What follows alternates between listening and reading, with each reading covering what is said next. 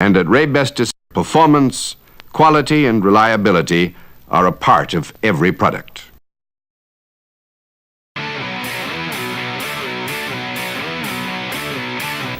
Hi, I'm Irvin. I'm with Raybestos Powertrain. Welcome to Ray's Garage. Today we're going to be talking about the Wet Dual Clutch unit from the DL501 transmission, which is a 7-speed transmission found in Audis. What I want to cover is some key points on things to remember when you're working with this unit. First of all, notice I've got a rubber mallet and I've got a little pocket screwdriver, and that's all I'm going to need to get these clutches out of this unit. Also, keep in mind that when you're doing this, these little tabs that stick up through this top portion of the drum, you do not want to bend those because it would make it very difficult not only to get it apart, but also to get it back together. That's the reason why I'm using this little screwdriver. It's not going to create a whole lot of prying force on any of those, and you don't need it. So, snap ring. Now, because of the tight fit, we'll need the rubber mallet to kind of tap this off of here. If I used a steel hammer, I might end up bending the top of this, and we don't want to do that. So, once we get that off of there, we remove the K1 clutch hub. And the snap ring for the K2 clutch.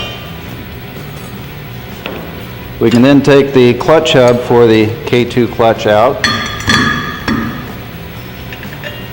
The top pressure plate. Now what I'm going to do here is I'm going to take the top steel plates off of here so you can see how these clutches are in here. And this is very important, how these clutches are installed.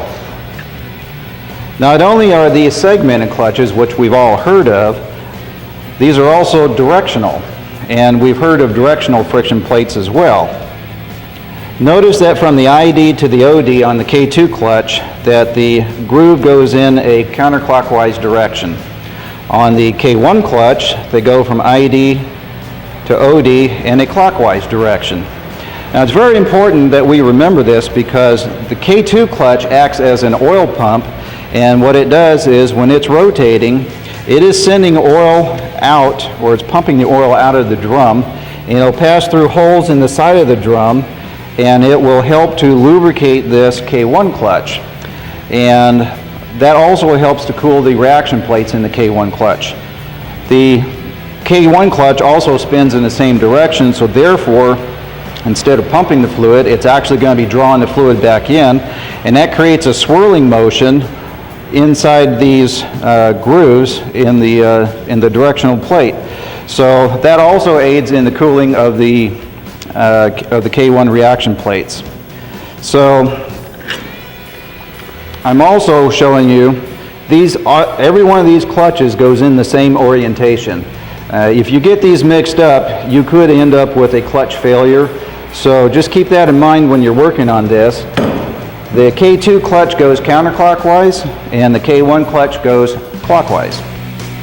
And at Raybestos, performance, quality, and reliability are a part of every product.